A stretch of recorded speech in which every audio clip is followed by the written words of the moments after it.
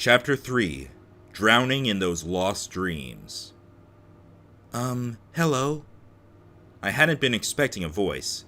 Pedestal and I had been eating our lunch, munching on whatever we found that day. It wasn't exactly appetizing, but at least it was cooked properly. I was getting the hang of using Des's back for such things. I dropped my sandwich, whereas my Nummel just looked up with its same lidded expression. There was a trainer standing behind me. At first, I honestly thought he was a girl because of the blush and shy expression. Plus, his outfit did little to change that. He wore an oversized purple sweater and just as baggy jeans. Do you know where we are? The trainer asked, rubbing his arm awkwardly. Why are you wearing that hat? I asked instead. The gray didn't match with anything, really, unless his whole theme was gray. Come to think of it, he wasn't exactly wearing any bright colors. The brightest he got was a green stripe on the sweater. You're very dull looking. The trainer was no longer shy and blushing at that point. What? Your clothes, they're so dreary. Where are you from, anyway? Some ghost town? I was actually curious. I hadn't met any foreign trainers yet. I'm from Kanto, if you must know. Lavender Town. I don't see how you're in a position to point out my fashion errors anyway. What's that supposed to mean? You look like you just rolled out of bed. Actually, I pretty much had. You're a new trainer, aren't you? He asked suddenly. I couldn't help but narrow my eyes. Was it that obvious? A little. I wouldn't say new, really, but I knew it. He tilted his head back and laughed, placing his hands on his hips. You must be a newbie. That Nummel is probably your only Pokemon, isn't it? So what? Des can whip any of your Pokemon. Pedestal looked up at the sound of its name, chewing slowly on another berry. No? Is that a fact? Now the other trainer seemed smug. That only ticked me off more. I have a team of 6 Pokemon. You only have 1. 1-on-1 then.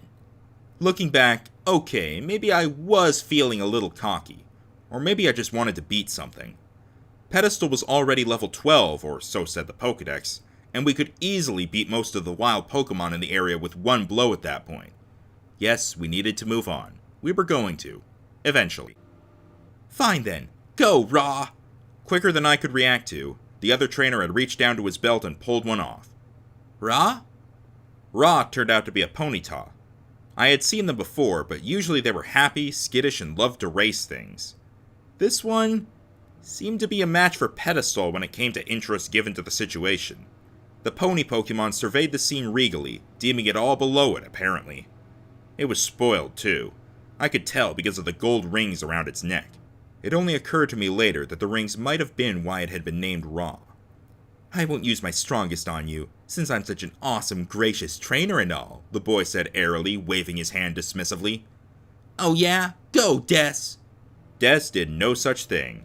It continued to finish up its meal instead. I heard a howl of laughter and turned to see that the other trainer was literally rolling on the ground laughing. Your Nummel doesn't even listen to you! How long have you been training, kid? A week? By that time, Pedestal had finished eating and lumbered over to the impromptu playing field. It twitched its round ears, staring at the Ponyta. Ross stared back, albeit with much more dignity. Yeah, well, Des used magnitude, I shouted. The Nummel did something that might have been a nod and brought its forelegs down into the ground. It started shaking, and with a vindictive grin, I saw the other trainer get tossed into the air like a rag doll. The Ponyta fared even worse. By the time I got backed up, I'd been knocked down as well because, come on, it was the ground shaking. The fiery pony was lying on the ground, barely conscious. Raw! The other trainer gave a very feminine squeal, rushing over to his fallen Pokemon.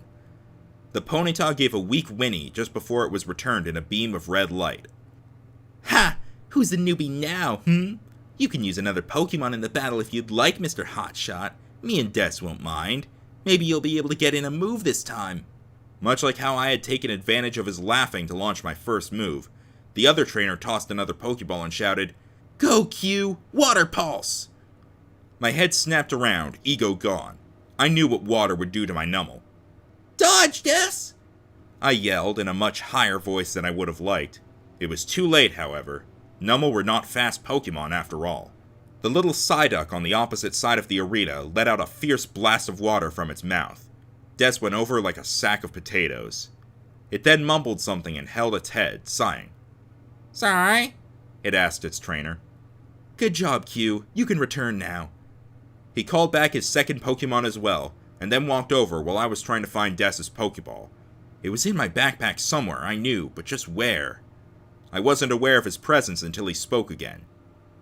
You know, you would have won that battle if you hadn't let your ego get in the way. Yeah, so? I knew that. Hand over half your money. Here, I grunted, handing him a fistful of bills. Thanks. He didn't bother counting it and just pocketed it instead. I finally found Pedestal's Pokeball and returned the unconscious Nummel.